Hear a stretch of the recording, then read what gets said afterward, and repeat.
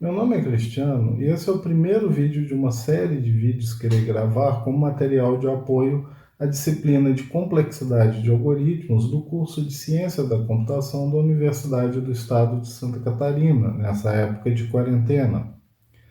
Analisar um algoritmo é prever a quantidade de recursos que esse algoritmo irá demandar à medida que o tamanho do problema que o algoritmo trata cresce.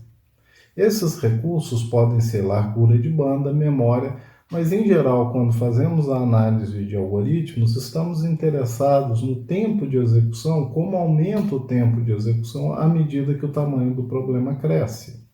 Essa disciplina irá fornecer ferramentas para vocês fazerem essa comparação. Em geral, quando pensamos em comparar algoritmos, a primeira coisa que vem à mente é um benchmark.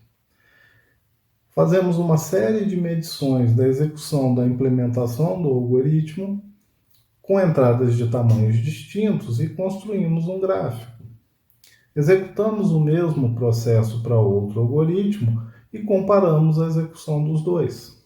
O problema desta abordagem é que os dois algoritmos, os dois programas, têm que executar exatamente sob as mesmas condições, seja ela sistema operacional, processador, linguagem de programação, compilador, opções de otimização, etc. Qualquer variação nessas condições pode alterar significativamente o resultado. E essas condições nem sempre são fáceis de serem replicadas, especialmente se você quer comparar o seu algoritmo com o de outra pessoa. Por isso, raramente benchmark é usado para comparar algoritmos. Talvez a exceção seja a área de otimização. Normalmente, usamos uma notação matemática que ignora as constantes e se concentra apenas no comportamento da função que modela o tempo de execução ou o consumo de recursos do algoritmo, nos concentrando em como essa curva se comporta. Por exemplo, se ela é logarítmica, se ela é linear, se ela é quadrática, se ela é cúbica, se ela é exponencial, etc. Por exemplo, o mesmo algoritmo, se executado em dois computadores distintos, poderiam oferecer esses dois gráficos de execução. O gráfico em vermelho num computador mais lento e o gráfico em azul, a linha em azul, num computador mais rápido.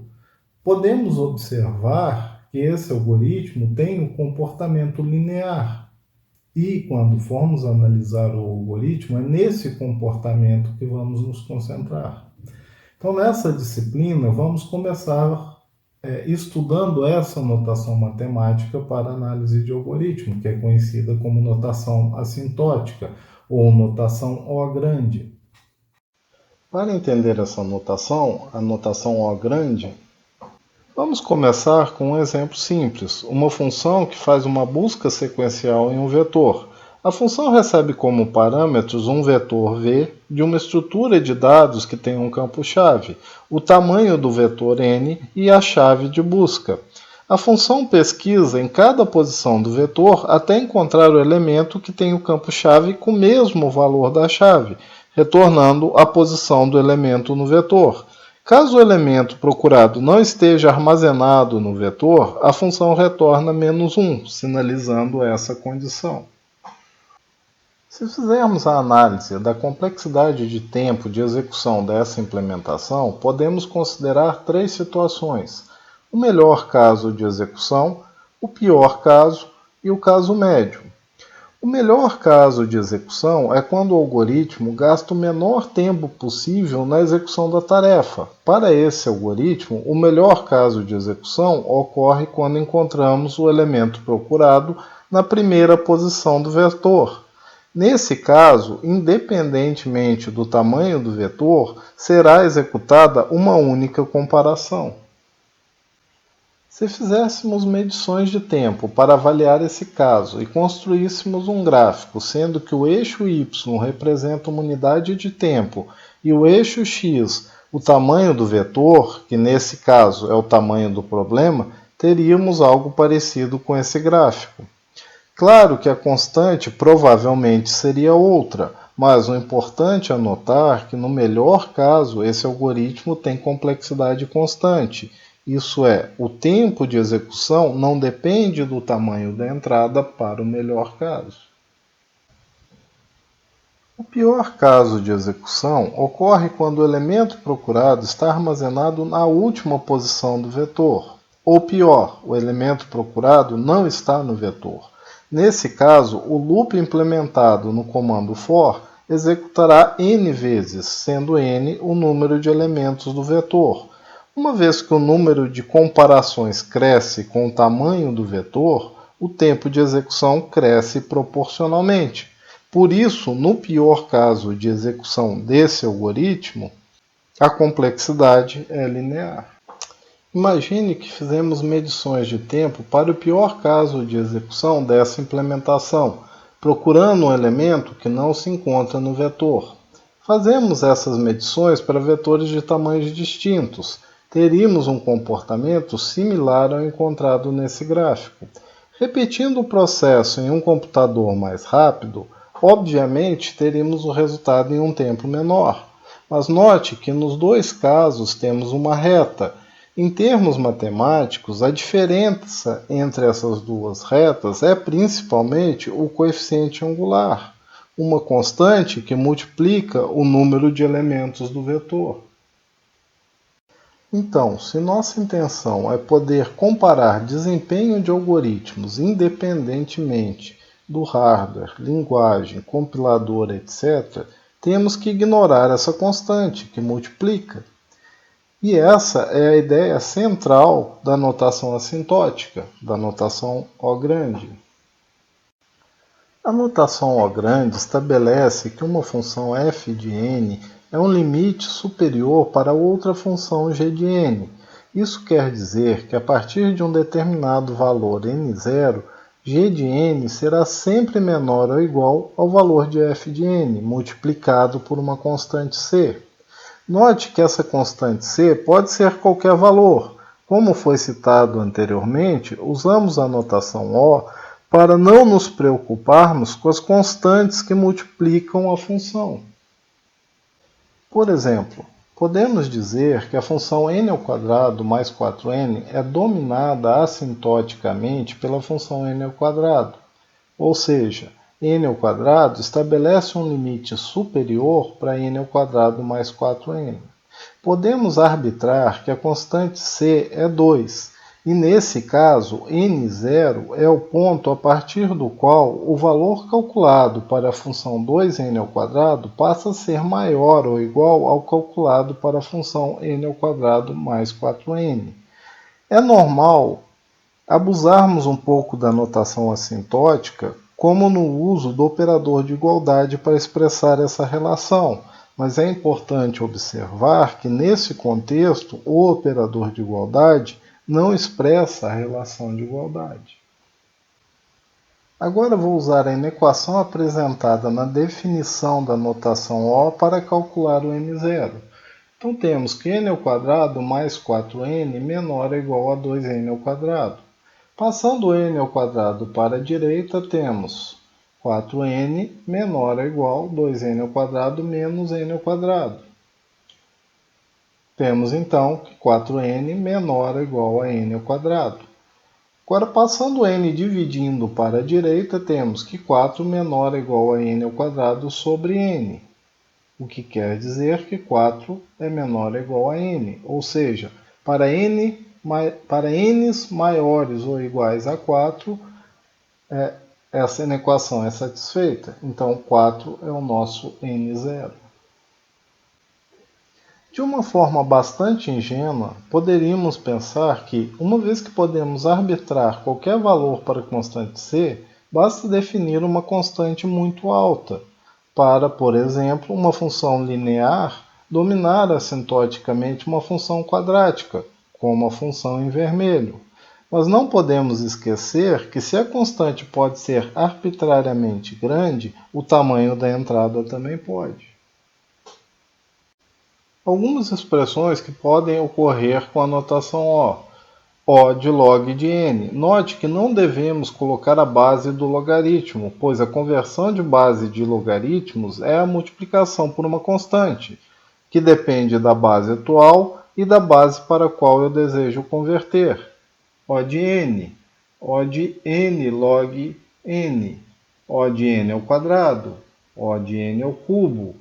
O de 2 elevado a n. O de n fatorial. A complexidade constante é representada por O de 1. É bom lembrar que o objetivo da notação O é possibilitar que as constantes que multiplicam a função de tempo sejam ignoradas. Portanto, não devemos usar a notação O com constantes multiplicando ou somando, como por exemplo O de 2n ou O de n mais 1. Nesse slide, alguns exemplos de instruções que possuem complexidade constante. Declaração de variáveis. Quando declaramos uma variável local, a reserva é feita alterando o topo da pilha, uma operação que tem complexidade constante. Atribuição de variáveis, complexidade constante. Operações aritméticas. Quando o número de bits do valor numérico é limitado, geralmente ao tamanho da palavra do processador, as operações aritméticas têm complexidade constante. Comparações, complexidade constante. A complexidade de uma sequência de operações com complexidade constante possui complexidade constante também. É claro que essa constante será maior do que seus componentes, mas lembre, o objetivo da notação O é eliminar as constantes que multiplicam a função de custo da instrução. Por exemplo, se tivermos uma sequência de instruções que tem custo constante 3, seguida por uma sequência de instruções com custo constante 9, as duas sequências têm complexidade constante, e o resultado da execução de uma seguida da outra terá custo constante também.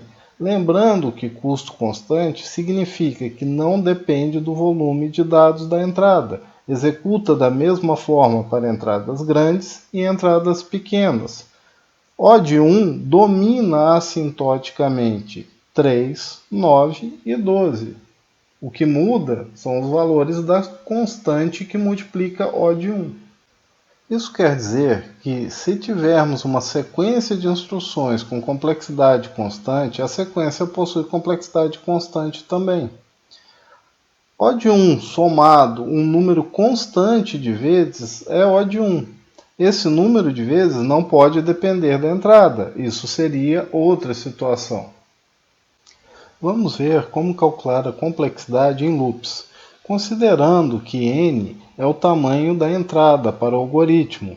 N poderia, por exemplo, ser o tamanho do vetor no exemplo da busca sequencial.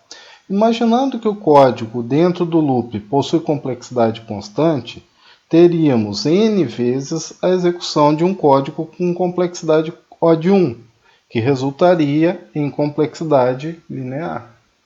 Agora vamos analisar o caso em que o código dentro do loop tem complexidade linear, O de n. Teríamos n execuções de um código com complexidade O de n, resultando em uma complexidade quadrática. Se o código dentro do loop tiver complexidade quadrática, O de n ao quadrado, a execução de n vezes um código quadrático resulta em complexidade cúbica. Um algoritmo pode ter mais que uma entrada. Nesse caso, a complexidade pode ser dada por mais que uma variável.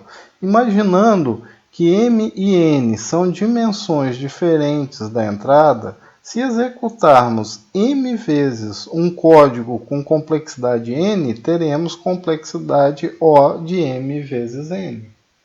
Nesse slide, vamos ver como calcular a complexidade de um loop seguido de outro. O primeiro loop possui complexidade quadrática, o segundo loop possui complexidade cúbica. Então teremos a execução de um código O de n ao quadrado e em seguida a execução de um código O de n ao cubo. O tempo de execução será a soma do tempo gasto no primeiro loop com o tempo gasto no segundo. Somando essas duas complexidades, temos o polinômio n ao quadrado mais n ao cubo. E a função que domina assintoticamente esse polinômio é n ao cubo, o termo com maior grau. Portanto, a complexidade é O de n ao cubo. Um monômio é uma expressão algébrica formada apenas por um número, ou uma variável, ou pelo produto de números e variáveis. Por exemplo, um número n vezes n, um número multiplicado por n vezes n vezes n. Já os polinômios são expressões algébricas formadas pela adição de monômios. Vamos ouvir falar bastante de polinômios durante esse curso, pois consideramos eficientes os algoritmos cuja complexidade é no máximo polinomial. Por exemplo, O de n, O de n ao quadrado, O de n ao cubo. Soluções que tenham complexidade maior que polinomial, por exemplo, exponencial, não são considerados viáveis, pois, dependendo do tamanho da entrada, poderia levar centenas de anos para chegar em uma solução. É claro que não podemos considerar um algoritmo que tenha complexidade O de n elevado a 100 eficiente, mas na prática, algoritmos assim não são implementados. Se você está escrevendo código com mais de 5 loops alinhados, muito provavelmente você está fazendo algo errado. Vamos agora usar a notação O para analisar o algoritmo da busca sequencial. Reescrevi o programa usando while apenas para que cada instrução fique em uma linha separada. Na primeira linha, temos a declaração da variável i, o que tem complexidade constante, complexidade O de 1. A inicialização do i com 0 também possui complexidade O de 1. A comparação se i é menor que n também possui complexidade O de 1. Verificar se o elemento procurado está na primeira posição, complexidade O de 1. Lembrando que no melhor caso de execução, essa verificação será executada apenas uma vez. Pois no melhor caso, o elemento é encontrado na primeira posição. Sendo a comparação verdadeira, será executado o retorno da função, que também possui complexidade constante. Agora, O de 1 mais O de 1 mais O de 1 mais O de 1 mais O de 1 tem como resultado O de 1. A complexidade de tempo dessa implementação, no melhor caso, então é constante. Analisando o pior caso. Novamente, temos que a declaração de variáveis é O de 1, a inicialização, O de 1, comparação, O de 1, comparação com a chave de busca, O de 1, incremento de i, O de 1. Mas no pior caso, esse loop executará n vezes, pois o elemento não será encontrado em nenhuma posição do vetor, sendo que n é o número de elementos do vetor. N vezes a execução de um código com complexidade constante é O de n, que é a complexidade de todo o bloco while, no pior caso. Considerando que o retorno após o while tem complexidade O de 1, O de 1 mais O de 1 mais O de n mais O de 1 igual a complexidade linear. O caso médio de execução não será assunto desse curso, pois para o cálculo da complexidade do caso médio é necessário saber ou assumir uma distribuição de probabilidade da entrada, o que dificulta bastante o processo de análise. Em geral, o melhor e o pior caso de um algoritmo dão uma boa ideia do seu comportamento. Mas como o exemplo dessa aula é bastante simples, vamos fazer a análise do caso médio como uma curiosidade. O que determina a complexidade desse algoritmo é quantas vezes teremos que fazer a comparação com a chave até encontrar o elemento que procuramos. Uma vez que o restante do código possui complexidade constante, para determinar o número de comparações do caso médio, precisamos conhecer qual a probabilidade do elemento que estamos procurando estar em cada uma das posições do vetor. Vamos assumir que a probabilidade seja a mesma para todas as posições, uma distribuição uniforme. O número de comparações que o algoritmo irá fazer é dado pelo somatório do número de comparações necessários para encontrar o dado em uma determinada posição i, multiplicado pela probabilidade do elemento estar naquela posição i. Se o elemento procurado estiver na primeira posição do vetor, o algoritmo fará uma comparação. A probabilidade dessa situação acontecer assumindo a distribuição uniforme é de 1 sobre o número de elementos do vetor. Essa probabilidade será a mesma para todas as posições do vetor. Se o elemento procurado estiver na segunda posição do vetor, serão feitas duas comparações. A probabilidade dessa situação ocorrer também é 1 sobre n. Se o elemento procurado estiver na terceira posição do vetor, serão feitas 3 comparações, e assim sucessivamente. Para a penúltima posição do vetor, serão feitas n-1 comparações. Para a última posição, n comparações. Usando a propriedade distributiva da multiplicação, podemos colocar o 1 sobre n em evidência. Dessa forma, precisamos resolver essa progressão aritmética, o somatório de 1 até n.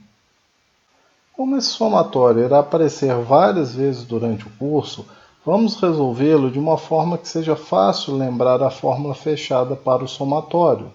Uma vez que a adição possui a propriedade comutativa, podemos escrever essa mesma série do último elemento para o primeiro. Se somarmos as duas séries, teremos exatamente o dobro da série original. Vamos somar. 1 mais n igual a n mais 1. 2 mais n menos 1 igual a n mais 1. E assim sucessivamente, até n menos 1 mais 2 igual a n mais 1. n mais 1. Note que as séries possuem n elementos. Então temos n mais 1 vezes n. Esse é o valor do dobro da série. Então nosso somatório é esse valor dividido por 2. Sabendo a fórmula fechada para o somatório, vamos voltar à análise do caso médio. Temos então 1 sobre n vezes n mais 1 vezes n sobre 2. Cortando n, temos n mais 1 sobre 2. Esse é o número médio de comparações se fizermos várias execuções do algoritmo, e a função que domina assintoticamente essa função é a função n. Lembrando que nunca devemos usar constantes multiplicando, dividindo ou somando dentro da notação O. Se fizermos a média de várias execuções, procurando elementos em vetores gerados aleatoriamente, e comparássemos com o pior caso de execução, teríamos algo parecido com esse gráfico. Embora o caso médio execute mais rapidamente, os dois casos possuem complexidade linear. O caso médio é a divisão por uma constante melhor do que o pior caso. E o objetivo da notação O, como já disse várias vezes, é desconsiderar as constantes que multiplicam. Na próxima aula, usaremos a notação O para analisar a complexidade de tempo de alguns algoritmos de ordenação.